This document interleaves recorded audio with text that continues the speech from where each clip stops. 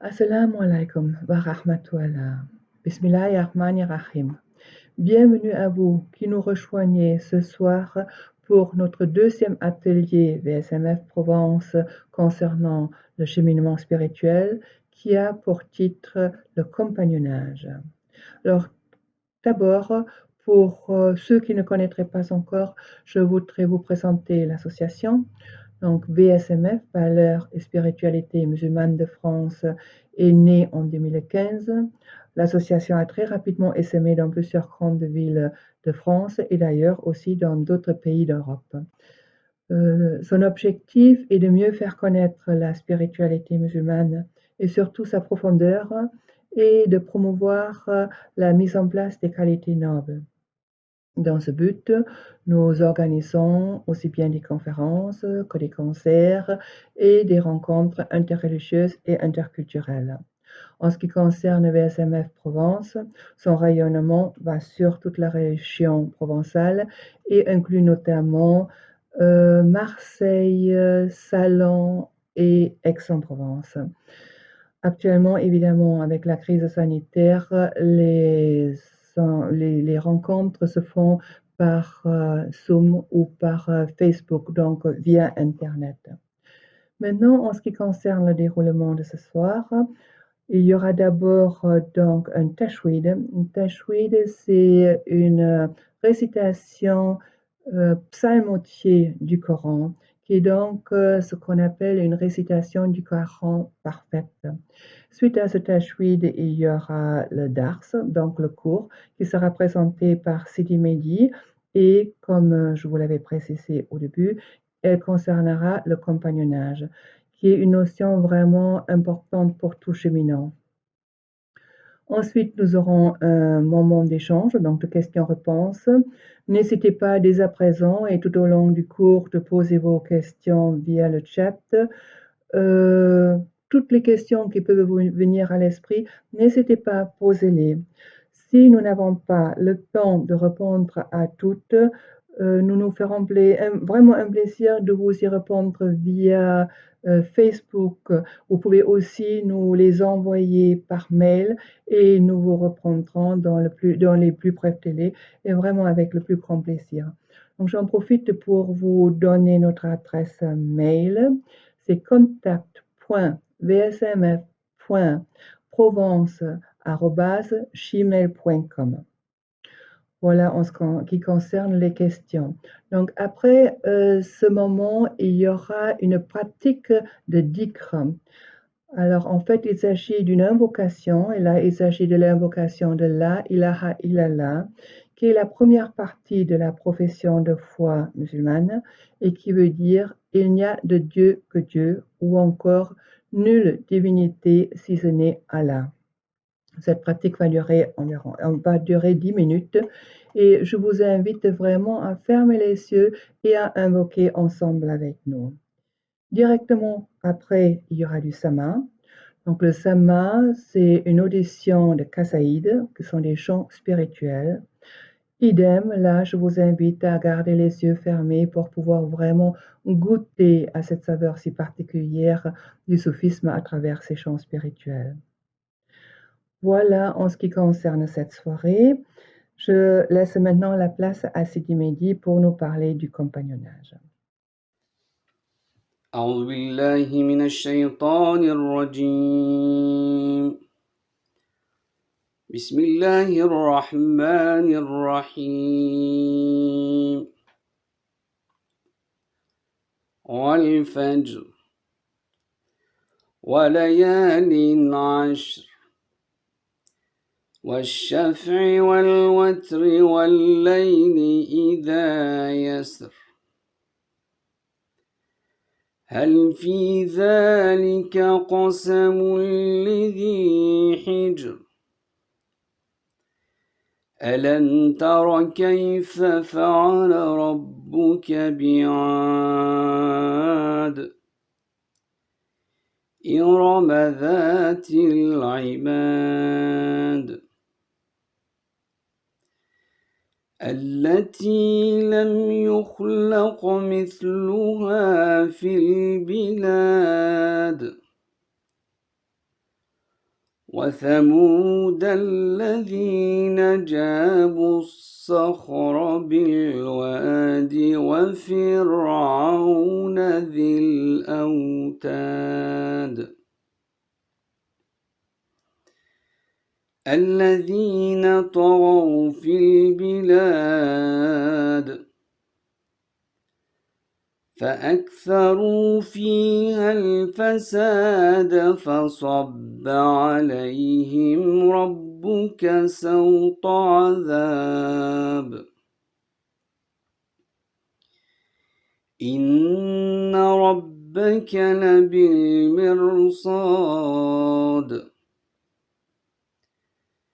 فأما الإنسان إذا ما ابتلاه ربه فأكرمه ونعمه فيقول ربي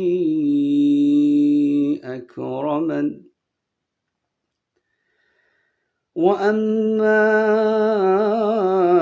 إذا ما ابتلاه فقدر عليه رزقه فيقول ربي أهانن كلا بل لا تكرمون اليتيم ولا تحاضون على طعام المسكين وتأكلون التراث أكلا لما وتحبون المال حبا جما كلا إذا دكت الأرض دكا دكا وجاء ربك والملك صفا صفا وجيء يومئذ بجهنم يومئذ يتذكر الإنسان وأنى له الذكرى يقول يا ليتني قدمت لحياتي فيومئذ لا يعذب عذابه أحد ولا يوثق وثاقه أحد يا أيتها النفس المطمئنة ارجعي إلى ربك راضية مرضية فادخلي في عبادي وادخلي جنتي صدق الله العظيم. Bienvenue. Donc on va aborder la question d'as-suhba, le compagnonnage.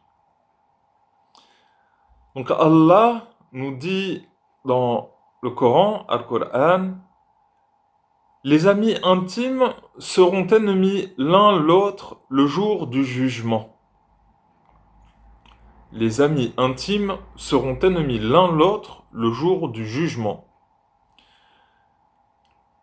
Donc ce qu'il faut entendre, c'est que ceux qui ont été suivis vont se désavouer de ceux qui les ont suivis. Et ceux qui ont suivi aveuglément ceux-là même qui suivent leur passion regretteront et désireront revenir sur terre pour se corriger et malheureusement, ce sera trop tard. Donc là, en fait, c'est-à-dire qu'il est évoqué la bonne fréquentation, la mauvaise fréquentation notamment. Et c'est une incitation justement à rechercher la bonne compagnie, à avoir de bonnes fréquentations et s'entourer le mieux possible. Donc, dans la sourate Al-Kahf, Allah demande à son bien-aimé, Sidna Mohammed, sallallahu alayhi wa sallam, Ne détourne pas ton visage et sois patient avec ceux qui invoquent leur Seigneur matin et soir par seul désir de sa face. Subhanallah al-Azim. Ne détourne pas ton visage et sois patient avec ceux qui invoquent leur Seigneur matin et soir par seul désir de sa face. Donc là, il s'agit d'Ahla Soufa, les gens de la laine. Des pauvres, mais des invocateurs d'Allah. Ils n'ont aucun rang dans la société mondaine, mais ils sont nobles auprès d'Allah Ta'ala. Les mécréants de la Mecque, en fait, on dit à Sina Mohammed, sallallahu alayhi wa sallam, ils lui ont dit, nous on te suit, mais laisse ces misérables. Et c'est ainsi que le verset a été révélé. Car ces invocateurs, qu'Allah les agrée, qui n'ont pour seul souci qu'Allah, ils ne veulent que lui.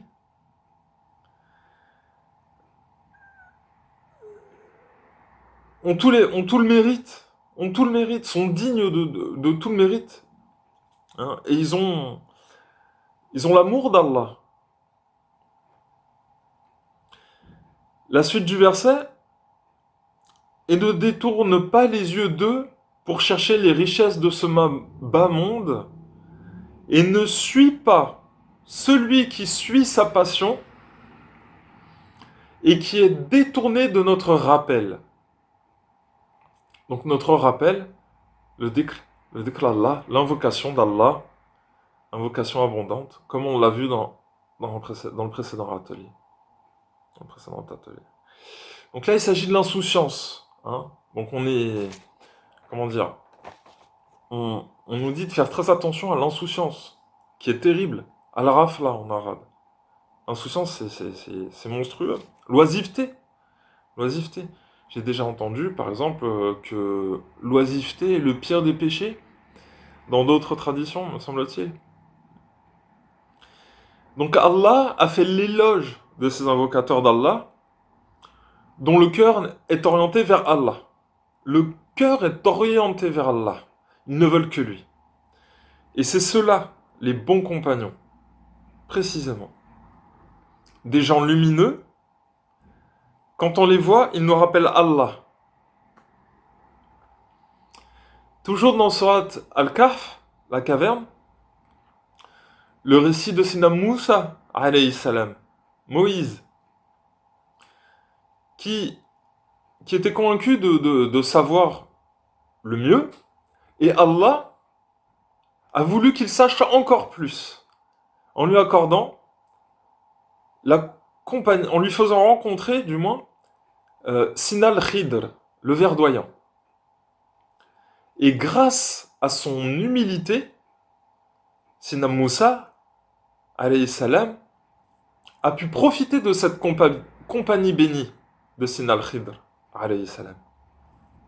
Et donc, augmenter sa science, se connaître mieux lui-même, connaître mieux son Seigneur. Voilà, ça a été de tout bénéfice pour lui. Alhamdulillah. Allah, pour que nous puissions reconnaître qui suivre et prendre pour compagnon, nous a indiqué 3 qualités pour les distinguer du commun des gens. Donc, la première, c'est que quand on les voit, on se rappelle Allah directement. Par exemple, sitôt qu'on les voit, on va se rappeler d'une prière qu'on a manquée. On va se mettre à invoquer Allah parce qu'on avait un moment d'insouciance. La deuxième, c'est, celui dont la parole augmente à votre science. Donc une parole bienfaisante, bienveillante, une parole utile, unifiante. Il n'y a pas de discorde, de commérage, de cancan. Ça n'existe pas chez ces gens. Voilà. C'est toujours, il n'y a que de la beauté qui transparaît à travers eux. Que Dieu les agrée. Et la troisième, quand il agit, il vous rappelle l'au-delà. Tant il agit bien, tant il agit avec beauté, le cœur ressent tout de suite le bien, le bien qu'il porte, le bien qu'il fait. Il y a une conviction très profonde qui se fait quand on le voit faire. On est apaisé. Allah est beau et il aime la beauté. Inna Allaha jamil wa nuhibbu jamal. Allah est beau et il aime la beauté. Donc pour le cheminant, il y a deux piliers essentiels pour acquérir la sincérité et avoir une intention pure pour Allah. C'est l'invocation abondante, le dhikr Allah, et la compagnie bénie de celui qui va guider, vers Allah, jusqu'à Allah, et qui connaît, qui va nous aider en fait, qui connaît les pièges, qui va nous aider à avancer. Allah Ta'ala a commandé à ses serviteurs: ô vous qui croyez, craignez Dieu et soyez avec les véridiques. Et le prophète a prolongé cette vérité en nous disant: tout homme suit la religion de son ami, que chacun d'entre vous voit de qui il est l'ami. Excusez-moi. Donc quant à la transformation du disciple grâce au compagnonnage de son maître éducateur, comment y parvient-on? Quelles sont ses causes, ses manifestations et ses objectifs? Donc la réponse à cette question s'appuie sur l'expérience concrète du disciple tel que l'on décrit les bien-aimés d'Allah, les saints de Dieu, dans ce qu'on appelle le fiqh de la tariqa, la jurisprudence de la voie.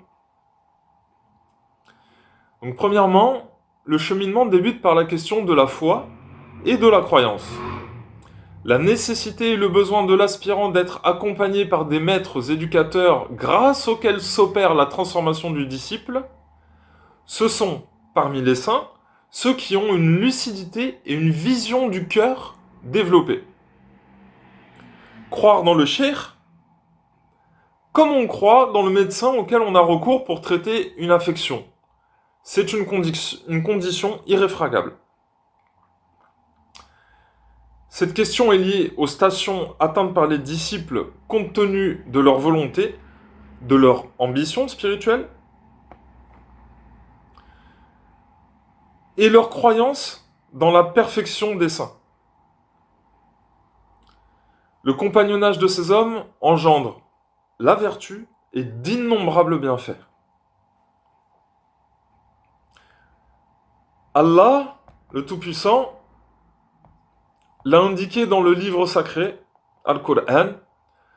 En vérité, les saints d'Allah ne connaîtront ni crainte ni peine.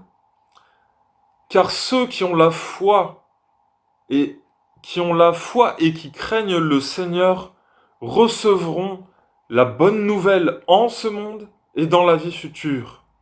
Et la parole d'Allah est immuable. Ce sera pour eux la félicité suprême. Dans la sourate 10, au verset 62. Je vais peut-être le répéter, excusez-moi. En vérité, les saints d'Allah ne connaîtront ni crainte ni peine, car ceux qui ont la foi et qui craignent le Seigneur recevront la bonne nouvelle en ce monde et dans la vie future. Et la parole d'Allah est immuable. Ce sera pour eux la félicité suprême. Cela signifie que celui qui accompagne les saints d'Allah, point d'affliction sur lui, de crainte ou de tristesse. Al-Awliya Allah, les alliés d'Allah. Que Dieu les agrée tous. Le prophète, sallallahu alayhi wa sallam, rapporte cette parole de son Seigneur. quiconque montre de l'hostilité à l'un de mes bien-aimés, je lui déclare la guerre. Mon serviteur ne peut se rapprocher de moi par une chose de plus agréable à mes yeux que ce que je lui ai prescrit comme œuvre obligatoire. Et mon serviteur ne cesse de se rapprocher de moi par des œuvres surérogatoires jusqu'à ce que je l'aime. Et quand je l'aime, je deviens l'ouïe par laquelle il entend, la vue par laquelle il voit, la main par laquelle il saisit, et le pied avec lequel il marche. S'il me demande quelque chose, assurément je l'exaucerai. Et s'il cherche refuge auprès de moi, assurément je le lui accorderai. L'hostilité, la loyauté, la critique, l'honnêteté ne se rencontrent pas. Le prophète, sallallahu alayhi wa sallam, a explicité le secret de la sainteté dans le hadith Qudsi qu'on vient de voir. Le saint est celui qui se rapproche d'Allah par les obligations et les œuvres surérogatoires. Et il devient aimé d'Allah, bénéficiant de l'appui divin dans tous ses actes, exaucé dans toutes ses prières. Comment alors ne pas en bénéficier si on le suit et que l'on devienne son disciple?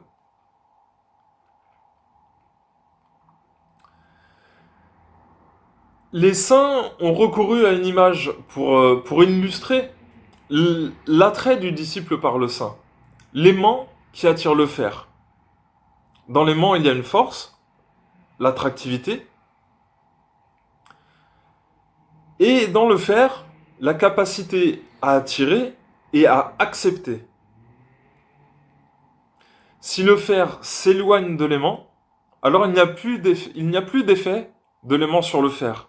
Et le prophète, sallallahu alayhi wa sallam, a apparenté les cœurs au fer, en disant « les cœurs rouillent comme le fer ». Donc on voit bien ici cette notion de compagnonnage, de l'aimant et des cœurs et du fer. Voilà, il faut qu'il y ait une proximité, il faut qu'il y ait un lien. Et ce lien, cette force magnétique, c'est ce qu'on va appeler la mahabba, l'amour en Dieu, l'amour en Allah. Celle ou celui qui fait l'expérience du compagnonnage n'ignore pas que l'amour du jeune, c'est-à-dire le disciple, attire l'amour du plus âgé, le maître éducateur. Et plus l'amour, l'attachement est fort, plus le disciple profite de son maître. Il le reçoit de son maître. Et nous avons, dans le cas de l'amour porté par Sina Abu Bakr, au prophète, sallallahu alayhi wa sallam, un parfait exemple des bienfaits occasionnés par la compagnie bénie. Et c'est exactement cela, l'état des compagnons, que Dieu les agrée, avec le prophète, sallallahu alayhi wa sallam.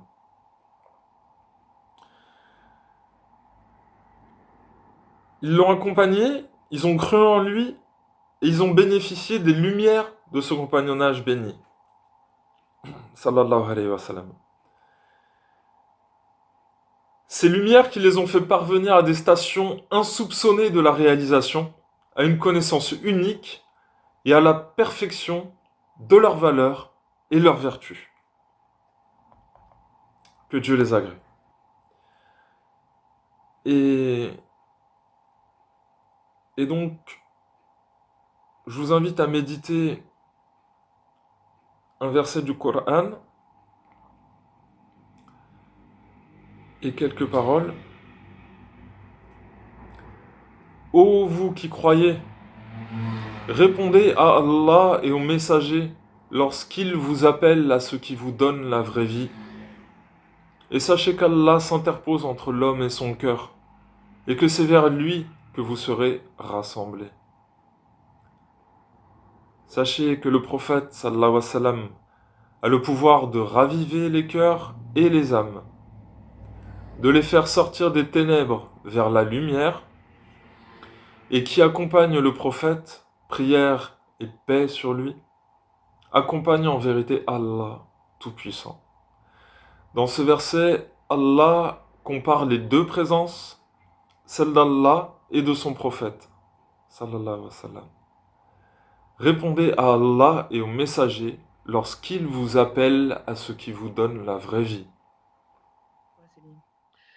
Alors maintenant, si vous voulez bien, on va regarder les questions, puisqu'il y a un moment de questions-réponses. Donc, alors là, quelqu'un qui demande, vous avez dit, pardon, le jour du jugement, l'homme et son ami intime seront ennemis. Pouvez-vous préciser, s'il vous plaît? Oui, alors on sait que le jour du jugement, donc en fait, ça sera un retour en individualité en fait. C'est-à-dire que on nous dit que même nos parents, nos enfants, en fait, ce qui comptera à ce moment-là, c'est vraiment d'arriver avec un cœur pur auprès d'Allah. Ça sera on sera tous au même moment, en fait, dans une relation directe avec Allah. C'est lui qui sera le prépondérant à ce moment-là. Et donc, en fait, c'est ce qui fait que chacun de nous, euh, chacun de ceux qui seront, comment dire, confrontés au jour du jugement, ne se soucieront plus de personne d'autre que d'eux-mêmes, en fait. Ça sera un contact direct avec une vérité si absolue, c'est-à-dire avec Dieu, avec Allah, qu'en fait on en oubliera tous nos proches, jusque nos plus proches et ceux qu'on aime le plus. Euh, à part, euh, à part des élus parmi voilà, parmi ceux qui seront là ce jour-là, qui penseront eux à leur communauté respective. Voilà, c'était ça surtout. Et en fait, si j'ai bien compris, on ne pourra pas rendre responsable quelqu'un d'autre de notre propre comportement. Chacun devra assumer ses agissements et ses choix, c'est ça? Exactement, c'est tout à fait ça. C'est tout à fait ça. Alors, merci à toi, Sidi. Donc, il y a une autre question. Y a-t-il la notion d'amour en Dieu chez les musulmans? Ah oui, c'est une notion capitale. Le prophète Mohammed sallallahu alayhi wa sallam a dit vous n'aurez pas véritablement la foi tant que vous n'aimerez pas pour votre frère ce que vous aimez pour vous-même. Donc là, on voit bien un cadre social. Voilà, donc il y a une relation verticale en dehors d'Allah. On doit vivre quelque chose de correct dans la beauté, dans la noblesse du comportement, avec les croyants autour de soi et bon, plus généralement avec toutes les créatures. On a aussi d'autres exemples. Par exemple, il nous a rapporté le récit d'un homme qui allait visiter un de ses frères euh, par amour pour lui, simplement, sans autre raison. Et sur le chemin, un ange est venu s'interposer et l'interroger.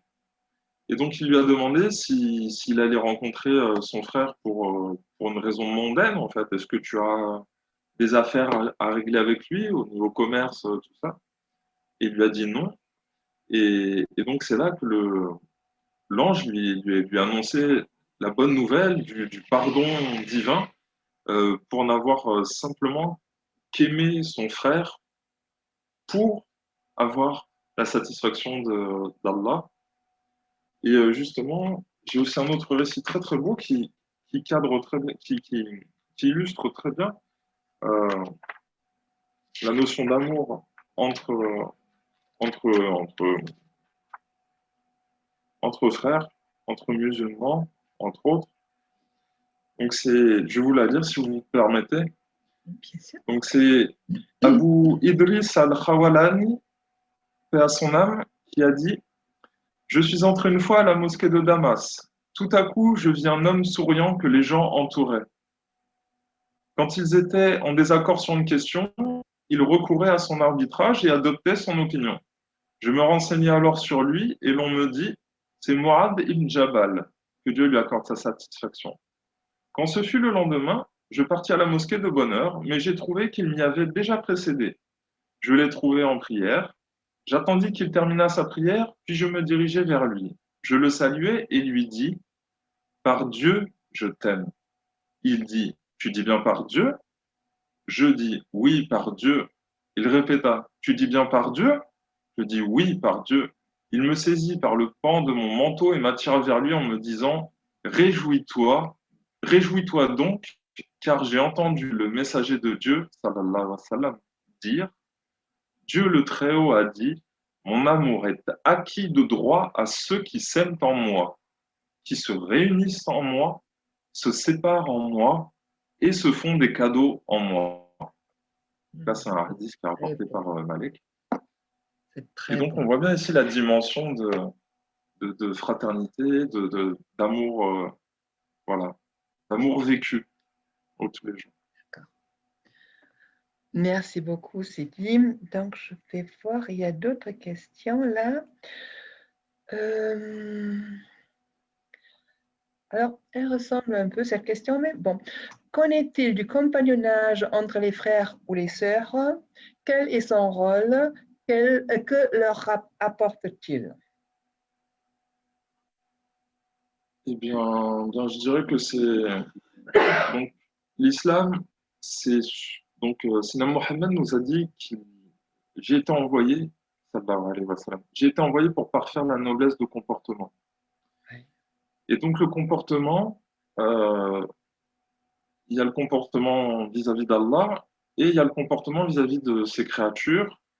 Et, et donc, et donc c'est justement par la fréquentation des frères et des sœurs qu'on va pouvoir se mettre à l'épreuve en fait et tâcher de se comporter au mieux et aussi euh, recevoir l'enseignement, voir les qualités nobles chez eux et, et s'en inspirer pour prendre d'eux pour cette éducation et l'éducation bénie si possible, n'est-ce pas? Donc, ce qu'on va essayer de tirer toujours vers l'excellence. Le comportement, adab, c'est vraiment une notion capitale en islam. C'est un pilier incroyable, mais vraiment très très important. Et donc, on va pouvoir recevoir d'eux un enseignement, se mettre à l'épreuve, et à travers une éducation, on va pouvoir justement apprendre à se comporter. C'est vrai, c'est un apprentissage en fait. On va réapprendre à se comporter avec les autres et à se comporter de la meilleure manière.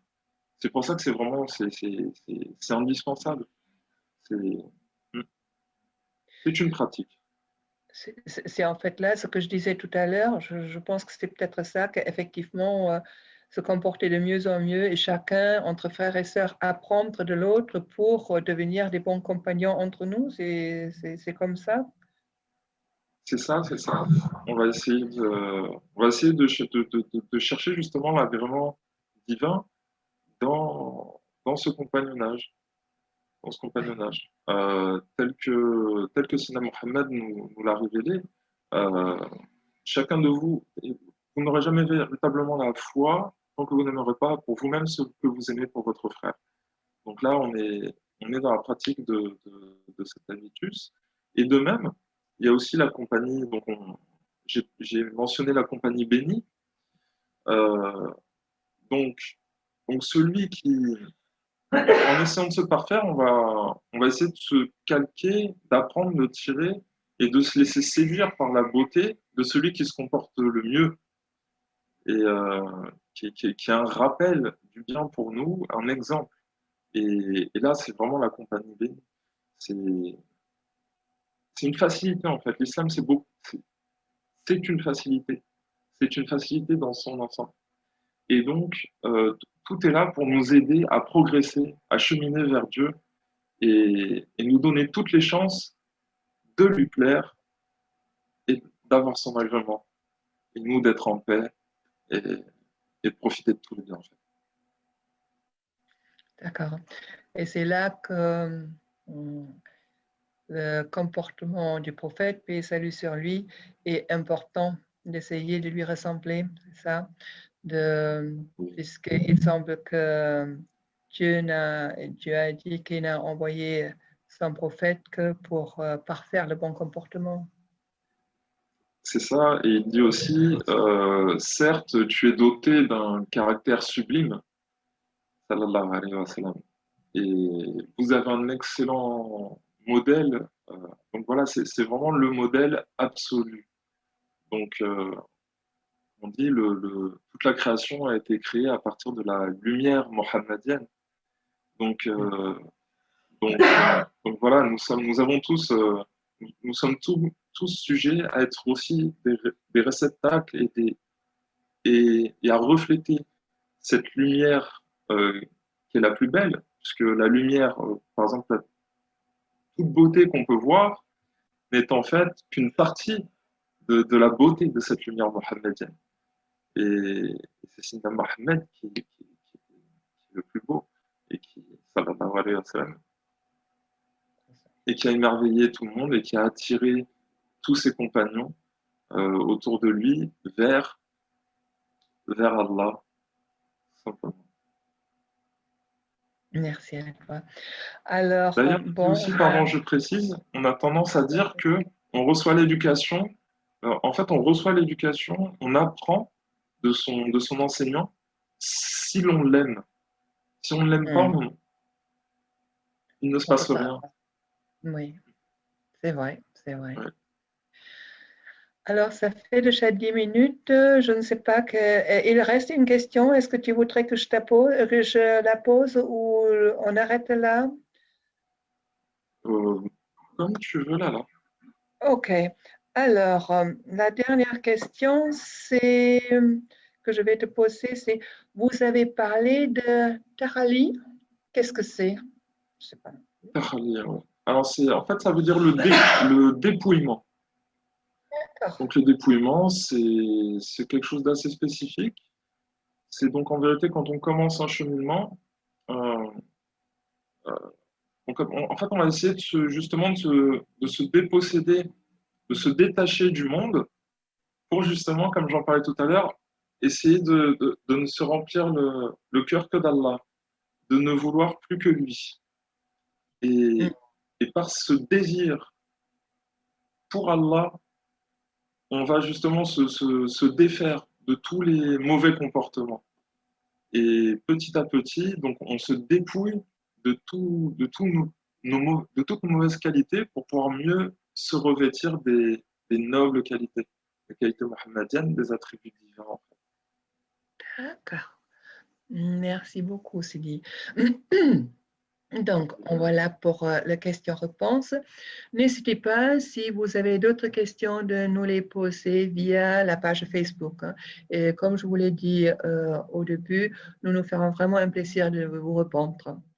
Alors maintenant.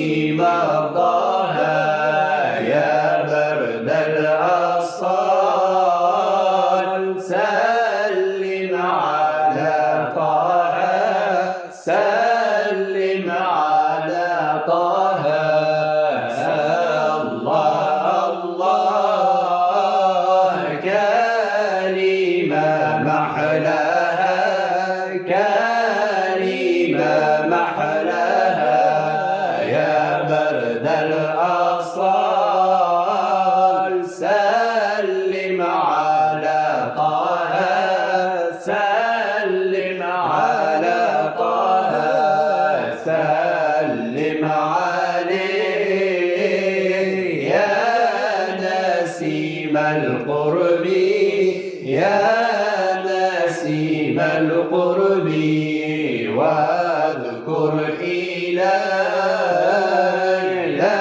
لوعتي وحبي لوعتي وحبي هو اللعبي وليس في كسبي وليس في كسبي صبري محال عن حضرات البهاء عن حضرات البهاء نور الحبيب يا عاشق يسلب يا عاشق يسلب منه لبيب إذ يراه يجذب إذ يراه يجذب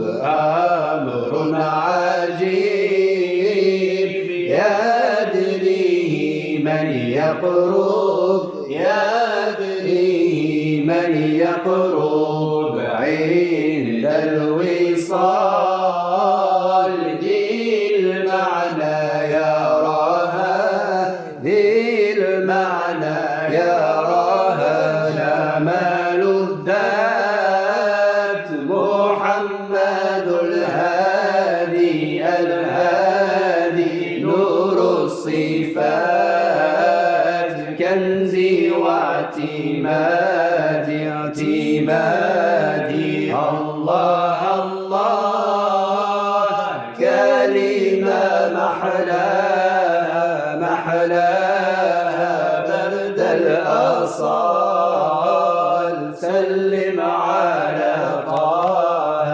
على طه جمال الذات محمد الهادي الهادي نور الصفات كنزي واعتمادي اعتمادي الله الله كلمة محلاها محلاها برد الأصال سلم على طه على طه حال الممات جعلت زادي زادي عند السؤال يقول أنا لها أنا لها الله الله كلمة محلاها محلاها برد الأصال سلم على طه على طه الله الله كلمة محلاها محلاها برد الأصال سلم على